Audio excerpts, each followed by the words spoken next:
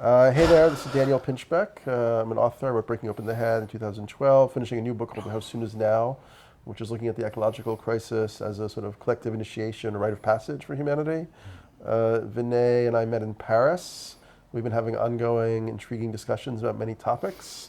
Today we don't have that much time to cover a lot of them, but hopefully we'll get another chance to talk longer soon. And of all the myriad of things that we've been discussing, from the occult to the quotidian, what is it that you were most excited about diving into for a minute?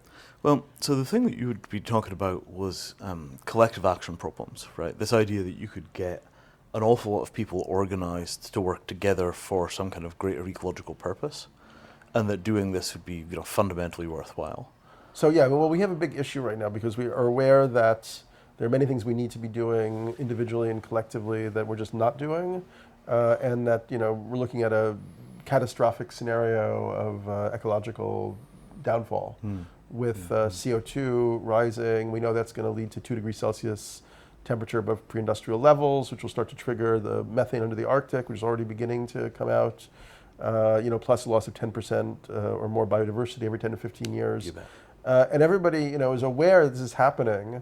And I think in their hearts, people would love to do something, but because of the individuality, the sort of profit structure, all these different aspects of our civilization, people feel that their own actions are meaningless and pointless. Like, Yeah, sure, like absolutely. you could become a vegetarian, Absolutely. you could stop, eating pork, you could, give up a car, but if everybody else is not doing that, then what's the value? Sure. So then my thinking was, we now have these incredibly profound social network technologies that allow people to, see each other, communicate with each other.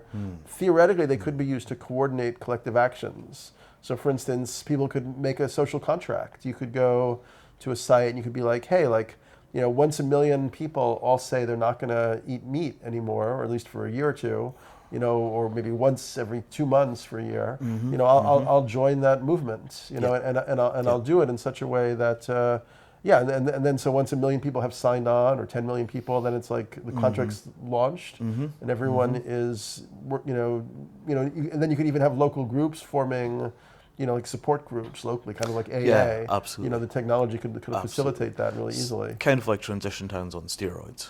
Like Transition towns, or right, just you could have a way that people could then make it fun, so it'd actually be like an adventure. I mean, that, if we remember like what happened during the Blitz in London and these other kinds of events, like actually people often remember them as great times to be alive because they had a sense of collective purpose, unity, and which people don't have right now. Internal strife and the goes problem down. is that the enemy, which is the global ecological mega crisis, is too big for people to deal with individually. Did you see this thing that like a third of the Great Barrier Reef has just been announced as dead? Yeah, I mean, I'm aware that the Unbelievable. coral reefs are in huge trouble, which also is another very bad sign because they You bet. sort of are the home for a lot of the ocean's biodiversity.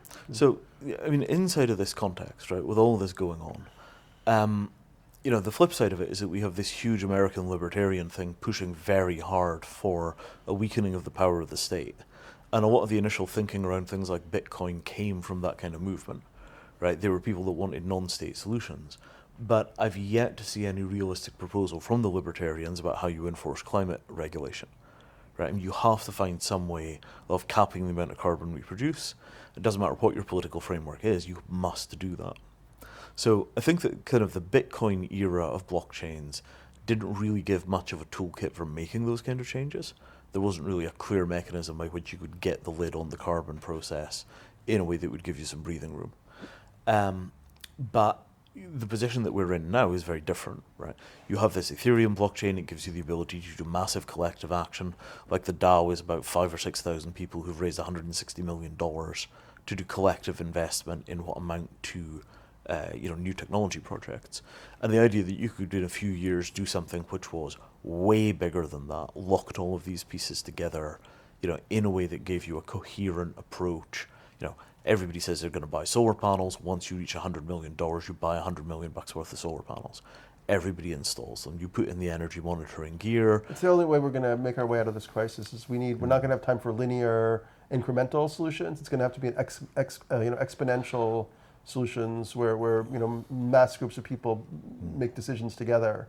And I don't think, we had this discussion before whether that could be done through kind of a benevolent autocracy or a benevolent monarch or something. I'm not even sure we have time for that. I mean, I think using, look, 10 years ago, Facebook didn't exist. Now 1 billion people are talking every day, 1.6. I mean, I actually helped organize an event last spring around climate change at Facebook headquarters in Palo Alto. Wow. And, but they weren't, and one idea we had is like, just put on the top of every Facebook page the fact that we're actually facing ecological Armageddon, and that this is what everybody needs to know, and this is what they can do about it. Yes. We also suggested creating, voting, groups. Like, if you have all these groups, like I have 1.5 million people in a group I started, this Evolver group, but they can't do anything together. 1.5 million people. Something like that. But if they could all vote for things together, then of course they would want to vote for, probably boycotting Monsanto together, not using plastic bags and so on. I mean, so Facebook is obviously locked into the old mechanism of the corporate structure. Yeah. If this blockchain technology could be used to create large-scale opportunities for people to collaborate, to accelerate the types of progress that we know we need, that would be awesome. Well, I mean, there's no doubt at all that you can do that with blockchains, right? This kind of basic transformation of how things work, no doubt you can do that. I think you'll see blockchain-based equivalents of a lot of the tools we have now, and then after that you'll see blockchain-based blockchain innovations, which is nothing like what we have. Everybody knows we're going to do a Facebook, we're going to do a Twitter, we're going to do an email, we're going to do a, IPFS is essentially a huge web server. All of that stuff is coming along. Getting the collective action side of it, I mean, 10 years ago I would have said it was impossible because there was simply nothing that people could do, right? I mean, collective loft insulation and vegetarian diet would have cut their emissions by a few percent, 10, 15, 20, but overall there wasn't much of a possibility of lifestyle transformation. But now with electric cars and ultra-cheap solar panels, you could actually get pretty close to a zero carbon life in the States while still maintaining something like a first world lifestyle. You'd have to buy a bunch of carbon offsets, you'd have to restructure your house, you'd have to buy an electric car, you'd have to charge it from your own panels. But those sorts of approaches, they're becoming feasible, at least for people that are kind of in the 1% or close to the 1%. And so I think that there's a very distinct possibility of making that work. Yeah, well, it has to go way beyond the 1%, but maybe it has to start there. Well, I mean, everything good starts there, right? I mean, the bottom line is that the rich have the money to make mistakes. They can try experiments, and then they screw up, their lives don't get completely wrecked. But in terms of but essentially, I personally, I believe the only way that we're going to be able to respond as a species to this challenge of the ecological, situation is through, kind of unifying as a planetary collective and actually making sure that we're not just trying to make, assuage the guilt of the 1%, but actually create scalable solutions that bring everybody on the planet into a decent way of life, potentially with a universal basic income or subsidy, which is what Buckminster Fuller, who I see on your wall over there, already foresaw in the 60s, in his book Utopia and Oblivion and his other works. Yes. And with distributed manufacturing, this is like a number of thinkers have been looking in this direction. Like Paul Mason has a book called Post-Capitalism. Jeremy Rifkin talked about it in Zero Margin Cost Society. Kevin Carson's Desktop Industrial Desktop Regulatory State. Is it? Yeah. We could potentially use the technology we have now to create distributed and scalable solutions that would help everybody on Earth to reach a decent quality of life. I mean, we've had that potential for a long time. I mean, it's not that expensive to fix poverty. You see costed estimates, it's like, 5 billion a year, 10 billion a year. The numbers are not really enormous. We just completely lack the political will to do it. The voters aren't voting for it, therefore the democratic mandate doesn't extend to it. Well, I mean, I think part of the problem is the capitalist economic paradigm, which forces corporations to squeeze profit, turning everything into a profit center. And some of this stuff is not doable under that construct. Yeah. So either it has to be accomplished by the new tier of philanthrocapitalists who just profited so insanely that they can sort of do these various initiatives, or it has to be through some kind of civil society awakening. The civil society awakening stuff. I mean, there's certainly been a 60s edition of that vision, which has been around since the 60s, and which I think has made essentially zero headway. I wonder whether there's the potential for a new round of that based on some somewhat more solid principles. Because I think there's this kind of folk Mahayana thing that was a huge part of the 60s vision. This sort of notion that you were going to see some kind of collective awakening that was going to be spearheaded by people that were essentially playing the bodhisattva role, inhabiting that archetype. And I don't see any evidence that that's actually made much of a dent in culture. If anything, it's hardened attitudes. But nonetheless, culture changes over time. 10% of people meet their partners on using online dating sites. Things like Amazon, Walmart have become essentially utilities. They're hardly corporations anymore. They don't actually make any money for their investors. Well, I mean, Walmart does. So it's clear that we're getting shifting paradigms after paradigm after paradigm. It's not impossible to be that, as you saw in Germany, the next paradigm might be green. The Germans have basically gotten themselves halfway to being off-grid. They've got very expensive energy and it all subsidizes their conversion. And that came without any substantial political change other than we're going to get our environmental stuff together. Like, it wasn't part of a bundled series of value shifts. They took a single thing, which was we're going to fix the engineering problem at the heart of our green problem, and then they went out and did it using very, very mechanistic tax market mechanisms. So I wonder if we decouple a lot of this stuff from consciousness transformation, whether we could get the green stuff done without it. Because getting the green stuff done with it has proven to be extremely difficult. Sounds good. I don't know, man. Yeah, I don't know either. I mean, obviously, the Amory Lovins approach is built right on top of the Buckminster Fuller approach. This is all Rocky Mountain Institute. And they were, like building ultra-green trucks for Walmart 10, 15 years ago. A lot of people find that distasteful. I have fundamental doubts about it. But it seems like the existing alliances are breaking down. And, that we're just not getting enough headway with the existing deal. So I wonder where in the landscape, for example, Derek Jensen, Jensen's work? So I wonder whether one of the problems is that Jensen was basically 10 years too early, that there wasn't enough desperation for people to take him seriously. But I wonder whether he had the right fundamental idea that you need a hardening of attitudes, you need a different perspective. Personally, I've never felt like such a huge resonance with his approach. No, most people don't. Yeah. I mean, Jensen is marginal for a reason. But I wonder whether this is one of those things where... Adolescent tantrum quality. I mean, from my perspective, like what we see with, for instance, Burning Man is the potential of a new kind of, kind of symbiotic connection between, you could talk about the 60s counterculture and the corporate mega machine. In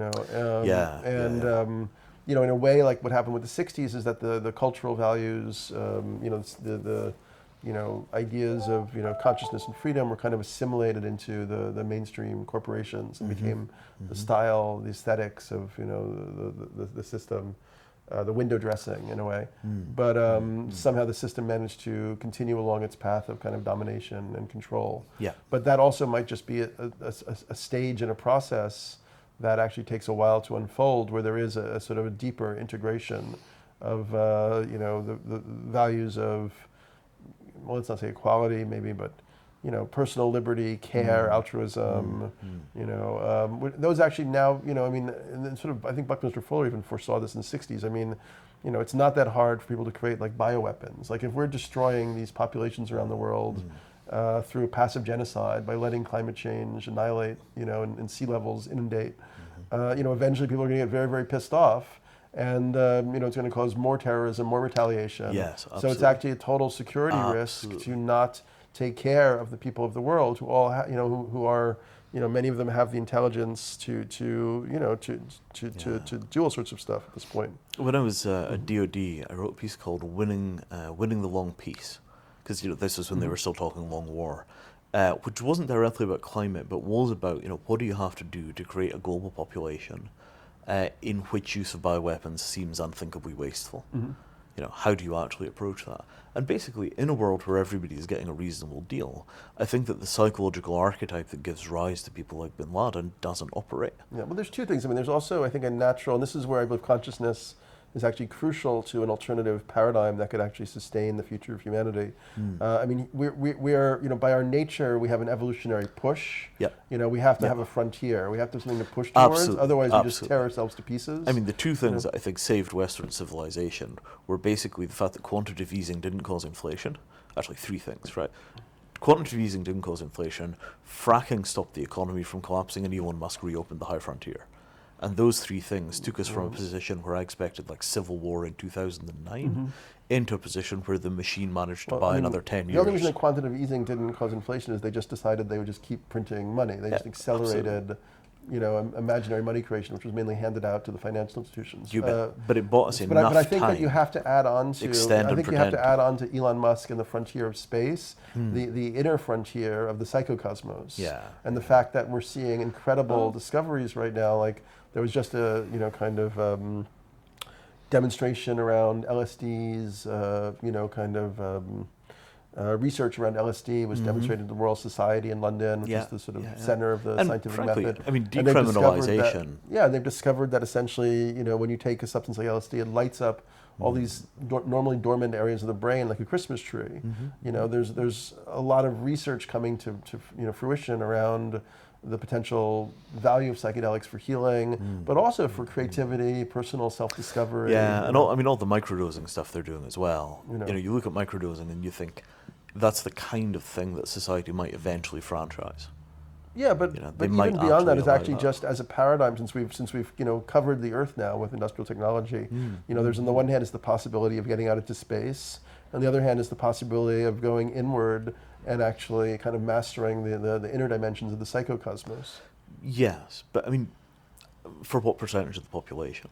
Well, something can start out as a small percentage, and then grow quickly when people are like, oh, like that's actually a more interesting thing to do. Yeah, I mean, Tim Leary's old vision, right, was drugs and VR, and it seems like about every 20 years that comes back up again. So maybe this time it'll take. Yes, it's sometimes that's the sort of the curse of the visionaries. You see things ahead in the future, and then maybe it takes a while to come around. I mean, my perspective on this is that we've got a decent chance of building a global political order. Right, blockchains give you the ability to run a global bureaucracy that isn't located in a single big biggish building somewhere like the UN or Geneva, New York or Geneva.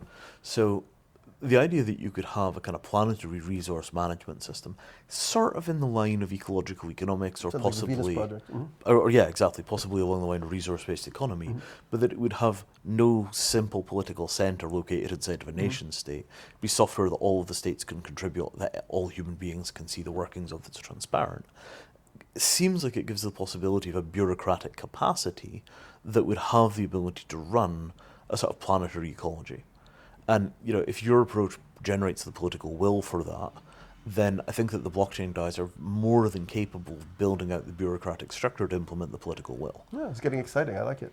Well, I mean, for example, right, think of the things you've been talking about vegetarianism being a simple thing that people could do to cut footprint, undeniably beneficial on all levels. Yeah, I mean, 30% of the Earth's land surface is being used for animal grazing. Yeah.